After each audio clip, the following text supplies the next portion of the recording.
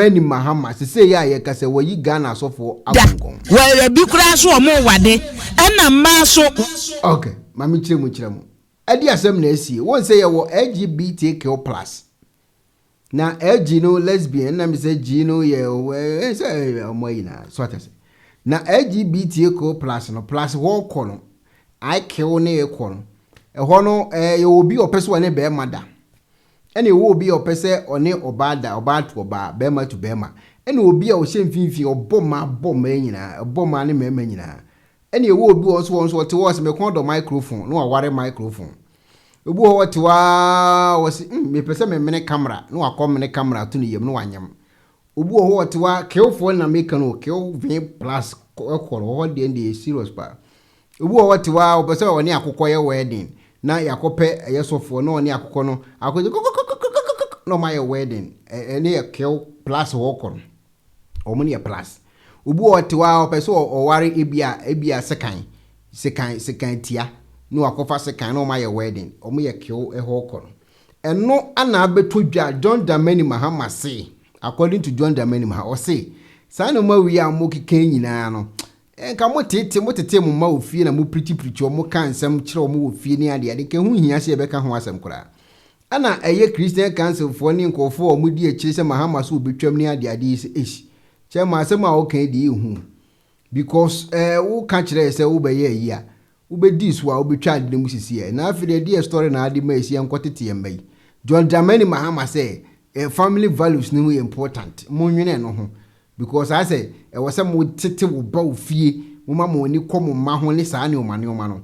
eno ye important pa na mo hwe saa de na mo hwe ho adwuma yi we yensem a John Mahama kana before that no se ya ye kasa yi abranti wa bi akwa eye asori sika waware o e wona na yire na tiu e na se wono oye waware na yire ti nyina so ne kon so saa da ba mato neso ono no ehye mfimfi ba hye so afo ni bi no nti ono hu be mato a ope hu oba to nso a ope eti oye asori secretary asori sika nyina no chairman ho na wo collection o no ho ni okwa so dem ne so bompai na na konkon no ije adwuma eti asori sika e wo ne chen collection e wo ne chen tight e wo ne chen seed iti se unua wo ni nyina na we na se wunua ene ne yire ene ne mate ho no so no ne konso tando be mato enti o be ma bia obo ne to e de ma no e wo yekurum Ghana ho na be ma no obo ne to no peso oto na education so na education awoto aso no hia sika 3 billion o hia sika enti ya enti watam asori sika 3 billion ene wodi ama eye ne gay partner say wonji no vango to yan school fees so what time collection e kwa dia amma basa digu to school fees and they say ka say ya so ne be ni did Hayford Kofi ba 25 years we are sorry secretary wo yire wo mba we are sorry sika be say 3 billion all series ya chiri bi say sika no here say o say what empena say we be ma gay and what dia sorry sika no amma ni gay ni akotua ni school fees e wo university and ya che no embra no akotua ni kwa de enke de ache no wasane ni yonko be ma na etwempena no eni achinte wasem na the workata the new crusading guide e de abetu edwa na wadi emfia duonu no 25 years di Kofi Buadi Hayford na ochiemu a asori sika si di empem ahasa 300,000 eno se wadi sa secretary bibi on wotwotwo bi on wotwotwo se sika ni nyina akodi ni nsem o mesem se mo ni gay partner no o mabo ni din se ni din Douglas Ejeni Boaten na Douglas Ejeni Boaten no woko university na sika wo tua ne boarding eti gay partner yi a wo ye asori secretary no wo yire wo mai eno o wi asori sika no a ro de akwa ni gay partner se fakotua school de ye school de mfa so wo so ko biye wadwu na da che ya yeye wo sika na akwa ba no wo de akwa kotua nti se de make say ye nsa aso ni mu ya se ne be ye ngwase menti no wasi de sika ni bi kwampo ama ne mpra no mo de atwa ticket e de ko Canada se ne eche o mani ngwase emma ete ne ho se no chechie mu no the new crusading guide the bokata e na e de abetudwa aja kai ese mra no won se bebi o mo pemi o mo duru ya mbenda da akufo-addo ensign nti ezisi ano ase ewu nti jiso onum sign sha ase foforo once a media de bia na me gina make us ade no enye science bia na lawyer for amwani ni ku na de ba kwa na eni omo ye nchechire omo kan say hia ka ho pa omo ya o say me ye bottom me ye up de bia de oye up no ye dia owo financial control ni sika asem ye no ono na da bia wo fa obi achi no enti no de ofa achi no ye up ena de ye fa no eye bottom sit down enti omo pese omo be ka me ye male me ye female nti omo kind of up and down enti o say I play the bottom role I play the up and down I play the up role na jo be hwem na no empanyimfo a omo wo sika ajo omo wo sika ankasa ebi kura so san wo power ka ho nti omo di brackese nti memu ani bi ohonu mezi me call Ghana meti salon bi ya me nan ho saa mu asa akwa bi moja atu no na me se na kwa moja atu no kwa hifa ana me so mo friend bra no buy na me se ade di asem no ntimi nka na boys no so gina ho e di asem wo se age me fun na me se ho na age ofun no de sa chene boys no so na me se oni ane kwani kwaji wade eti akwa boys no ho na me se ade na mo age onu afun o say also a student wa hin o school bi mbra fi young guy bi o na the jumo yen say also omo wo site bi say ope be ma people so fa oto a na wa ba ho no wa be ka no wa ma location no wa ba itin konfo no ma gine phone no so eye anti LGBTQ hey Ghana en konfo no say anti LGBTQ into omo so de enso omo so chechi LGBT for no mafia o mi just no aban na amamu say to me na say omo no anti LGBTQ into omo so ko website ho na ko awe ko fa ho na no omo no waka sika ni nyina a obeji no for ma ye uba amu aba uba no ma bo no ma jo phone na ko na say eh na say dem ye betima chemu so anti LGBTQ na me tibi do it is young guy na so ono so ka LGBT one vo ibia ana anti LGBTQ fo afre no ana wakotomu anti LGBTQ fo ne yakogine phone ne apapa na no na mbuzas na aduma ade aduma so eno na mde hwe me hu school na mse eh na mse any person was oh your dos ne wo group na mse wow eso kana won de otimi se ja ngofo na hiti wo pa yasem kito so ata se nti kiofo ne yenye mi ja kio ni de bi nya mpie ho kio no bi mpie ho e da bi kio ho kio no fo ne bi ho omo ne emponche obete sa bi aboa bi kam mu ba kwana be mak beti agina chi no obu ni to agum beti akoko bi ye obakwana be ma besi agina akoko no so no obu ni to agum beti na krama bi ye wow obakwana be ma besi achi no kiofo ne bi ho ye kiofo ba mi say kio plus no plus kio I plus wo ko ne bi ni ho omo mbeti ma ware microphone omo mbeti ma ware ebia sekan omo mbeti ma ware ebia jata ebia sebo peso ne sebo tena omo mbese ebia oba ware ebia TV pool ebia se TV pool si wa no akọ ware TV pool ana se antenna tanko fo de bi nyampi ese ko na yenkotie hawa John Mahama kan na asem Ghana force we yi o magongon because John Mahama se obesi suwa o twa sa de no afiri ho to atia se enya asem ketwa emo mu busa even Sam George kura say na sa bill ya wudi enemy Mahama ba de no be. Lastly, on the LGBT issues, I mean, if you get a nod, how far would you hope to push it? The president, your candidate, when he was interviewed on the BBC, he said he would now look into what is in that bill. You know, that's a misconception that's been put out. And I listened to that full BBC interview. President Mahama has been clear that he will sign that bill, and he has no option than to sign that bill. President Mahama will know no peace from Sam George until he signs that bill. And he himself has said that to the clergy, that as a Christian, as a member of the Assemblies of God Church, he will sign that bill. What the president said to the BBC was in response to why President Akufo-Addo has not signed the bill. And he said to them, look, what you, President Akufo-Addo, should have done, instead of rejecting service of the bill, was to have received the bill, stated what his displeasure is with the bill, which is what the Constitution says. The Constitution in Article 1067, President Mahama, in his response to the BBC, was referring to the Constitution of Ghana. Article 1067 says that when he gets to the president, he must within 14 days indicate whether he would sign or not sign. If he chooses not to sign, he then has to bring it back to Parliament and then state in the memo to Parliament the reasons why he's refusing to sign and add the recommendations to remedy those challenges he sees. Otherwise, within the 14 days, he can refer it within 30 days. He can refer it to the Council of State, who have 30 days to give him advice. That's what President Mahama was saying in that BBC interview. He was not saying that he now has to read the bill. President Mahama has read the bill. It's because he's read the bill that he told the clergy that when he becomes president, he will sign the bill, because President Mahama has no problem with anything in the bill. That explanation he was given was basically what the president should have done as a lawyer in line with our constitution, because the president's decision not to have service of the bill on him is unconstitutional and shows you how reckless and irresponsible akufo-addo is as a president. And some of those who you see and to one da and to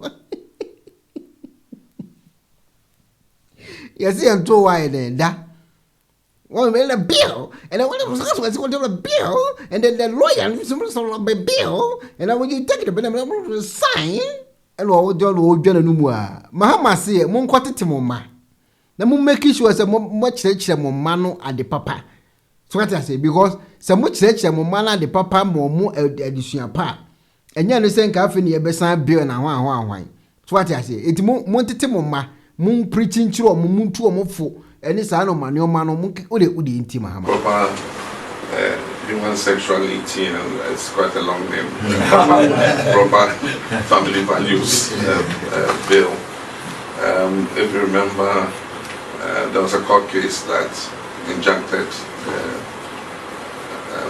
injuncted the speaker from forwarding it to the president, and also restrained the president from receiving the bill. Eventually that case was disposed of in December, I think on the 18th or so. Yeah, so it meant that the injunction had been cleared. But as far as I know, the bill did not get to the president for assent. And so the convention is that all bills that are not assented to before the expiration of the life of Parliament expire. And so that bill effectively is dead, it has expired. I don't know what the promoters of the bill intend to do, but I do think that we should have a conversation on it again, so that all of us, if we decide to move that bill forward, move it forward with a consensus. And probably it shouldn't be a private member's bill, it probably should be a government bill with government behind it after consultation with all the stakeholders to see how we're able to move this forward. But it leads us back to the discussion we had, that if we're teaching our values in school, we won't need to pass a bill to enforce, our family values.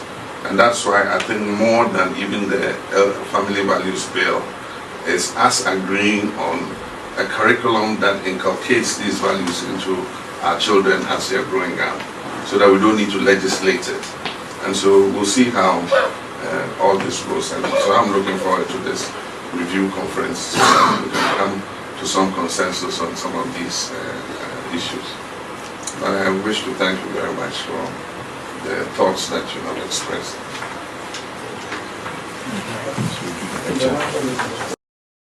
Monko tete mumba.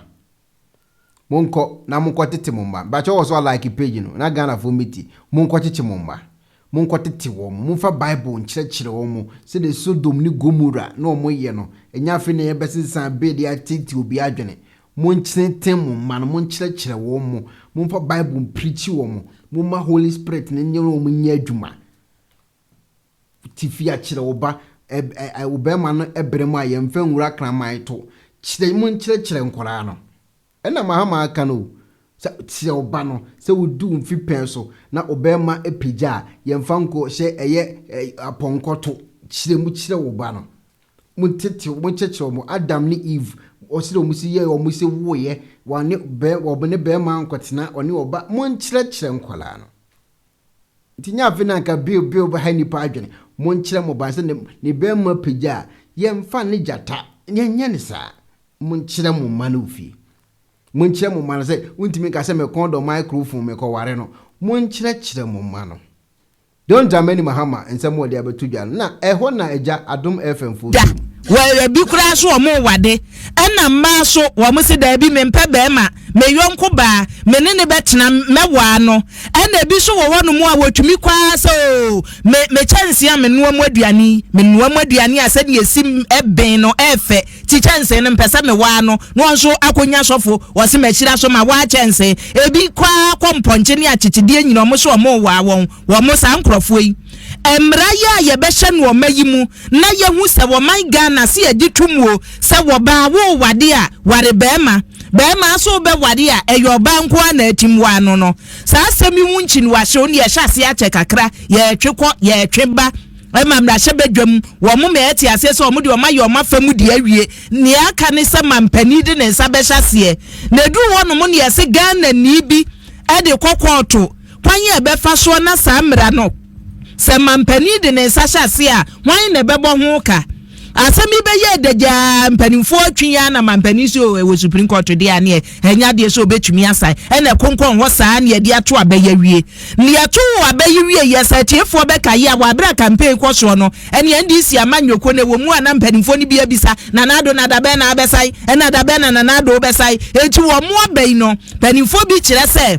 namu bisasa ba dada no mbesa ne dabe ntimu abade a ene monsa na nnabusia enwanu ye na mampani John Mahama de aba se emra no se ne esitie wo so osaye enye yiye se ne esitie yi se ne dabo yi se ne mpanimfo hyehye no yi wo so ka so de ne se hyase enye mra papa ne edika ye wo mu onie wo se mra hye badwam no eye ankura bi ene wonum so de ye mra hye badwafo bi ene wo mo de mra no call yes private members bill ene wo mo ye ho adwuma gi tum nti na nne wo mo bi se se na hwan ena ho ka wo bebo wo se ba ne sa anwe ye aniema bebre nkoye wom etie wo se aban ena mra no chese wo de ne nsa hyase esomu ebo ho ka nyina wo se anu nti ne wontumi nsai na abusia wo de entie we mra.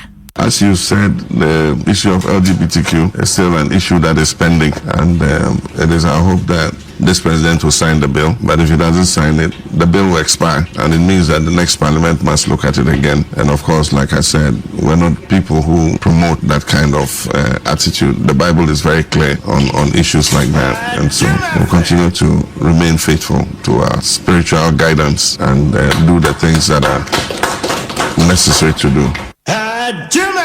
Bushia we asemu mampani dada John Mahama sabre no ye mampani dada asemu a woka ne sabre no mu ne se ehunhumu ye hunhumu nipa wo my Ghana yatimuo ye mfa nisuo ene tena nyame ne di ye nkan honhon konkro di anim kan no wode ye ekọ no wode ye ba na mosrimufo se wanyi ntum akristofo se wanyi ntum na nanum egu nsa se wanyi ntum a one dia one hwan no abeka se chese wo tachire eti wo mra no baz ne wo se wo ye wo beye eti ne ya waba no ena Roman yasafo no mpanimfo a wodi animu Catholic Bishops Conference mpanimfo kwa ne naso na ne wo hia wo no ne odi atwedwani enti ebrofo ne ya kirem.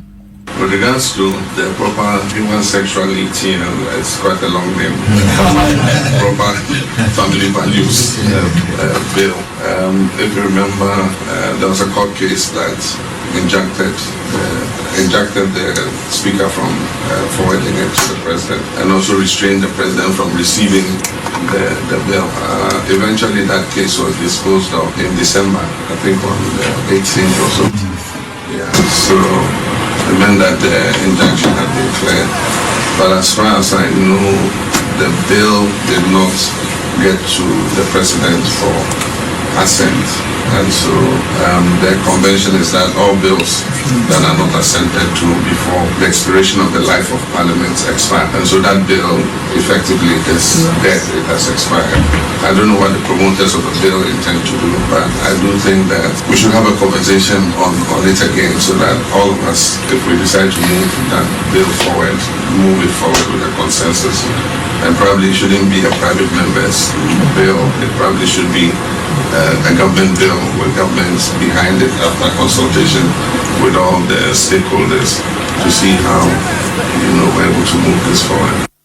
Abushia besre ene no ti dede wo mu anade akyeye na asemu amampani ka nyina ne se emra no wonye se bi a wadwane afiri ba bi a kane no ogina ne wo mu an se emra yi se ye mra hye badwafo gitum wie na wo se kotom amampani pono so ma ne san a ye wo bere kura etumi da hoduru wo se wo he sa bere no a atwam ena ne atusu mienu so se ye ka se ankurankura ena nso mra wo yasene se private members bill na wo no da che hwan na ebebo ho kanchi wo ne se aban no som oman no som se ombe kitemu a eno ne ade a ebeboa na eba ni se ya na empanimfo bi ya bodi animu ekọ yese da bi emra no yenhwe ne yanyintum wo mu na omudi animu kon ya lawyer Moses for money ene asofo akanifo bi oka ho no abusia yebekọ mo ho na yahwe mampani asemu a woken wo so ndie won sesa anano na emum emra no se wo se esiesie ansa ne yage atomu a na wo se ye ho adwuma sain wo moje no ye bɔ moden ye nsaka wo munyama abusiafo ensu a yenkum ye wimunam we de be na mebu ensu a yenkum no me pa so ye wimunam Mosimu mpe LGBTQ plus and V and C and D. O musika de mbedi on. Mbedi ala mwos lo Ghana o. O musika de mbedi. Eni amonti ase o. Na mba mo ko fo ni nyisu o madwene. Se mbe san wo hon de amonti ase mo mo. Ne mfa se mo nko biem. Mo nko je o mo kapre. Because nsu ayenkum yenwi munam. Mo amoti Ghana nyina obi ade o musika da. Asofo ya mbu Ghana we. Mosimu so dom na Gomora. Munyina mo disi ko musika da. Blakk Rasta na ka akire muti. I am glad that Mahama is talking about something I've been advocating all these years. Going back to the roots and educating our people. Talk to our people about patriotism. Instill it in their growing up. And when they grow up, with all apology to the Bible, they shall not depart from it. Kai, this is deep. Hey! Now, listen attentively. Now the LGBTQI plus is nothing but punitive. If you do it and we catch you, you will go to jail. If you do it and we catch you, we will whip you. If you do it and we catch you, we'll do this. Oh yes? Have we educated our people to understand that this is bad and why it is punishable?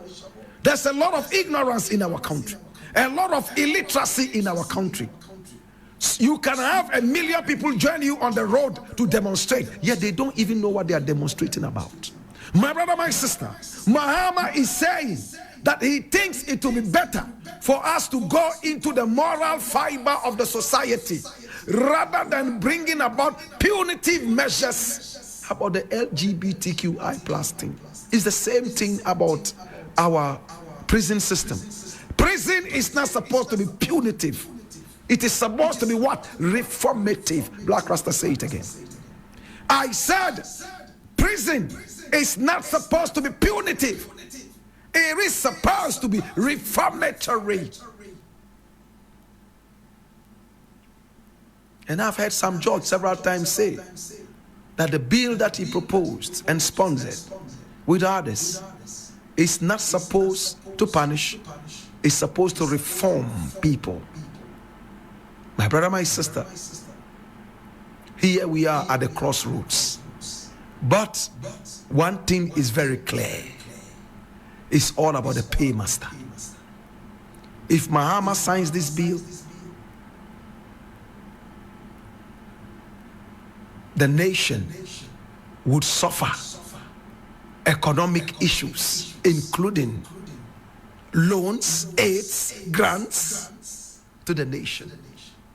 Because those who control all these avenues support LGBTQI plus square root minus 1 plus 2. My brother, my sister. Etina sab aba akwaya wo kasai Blakk Rasta. Na munyina muyenya atwumsa. U video da ho. Da na do antimi ansan no. U video da ho na oti wei no so.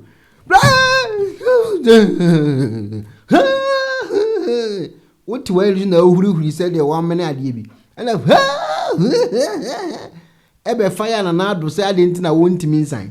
Edu no Mahama so de ye ntimi nya sika economy benya problem o. Ana mo de na mo no ansa na ma bladi nyankopon. Aya mo no de ade. Ansa na mo be kasa. Anaka si enka o video no. Ohuri last obe fire na nado sa. Na nado de onye Ghana ni o. Onu ofi Togo ene bae. Ndo ndo wongongo san. Edu Mahama so de wo mu kwa chitecho mo ba ni nyansa ofi o. Modi ana mo wasiru. Modi ana mo ho wasiru. Edru Mahama so de ende wo mu nkofie nkwa kyerɛkyerɛ mo ma no. Na betana minim sa akonya na oteso say spring. No o de da kwa bebu ahwewo. They say the Blakk Rasta ese mo nkwa kyerɛkyerɛ mo ma no ofie. Obia make sure so be kyerɛ ne ba no. E ofie na o matimi ehunu eye ade papa no ma ye de abo o my Ghana. John Mahama futu o de abeto ama Ghana for me be na say papa na ayi o magongong. Abusiafo ma me kan comment 1 minute na afi no memfa eye news e twato emfa mama no den. Something they was say this 2025 I will not allow those useless presenters to defend Mahama. Bad station, especially Ja Kroma UTV presenter and akufo-addo in Angel FM Israf morning show presenter. Another useless guy. Rita Chumu asresa Miki Opolo so sre. A class sre. Sugar store say they sometimes forget we are watching. Sherry and so sre. Ma Babs was sre. Johnson Ade was say Okonaba is very pretty. Reason she was say concert Mahama and his NDC hooligans. Sounds like Patricia Boat was say but while they were forcing Nana to sign. And Nana do ofi Togo. So Nana do ofi Togo ne ba ofi duam ofi sapelem mahogany muna Nana do free ba on won sign. Edu so dia yen kwa kire manyansa ofi o. Mo dia na agro na wo mani so agro.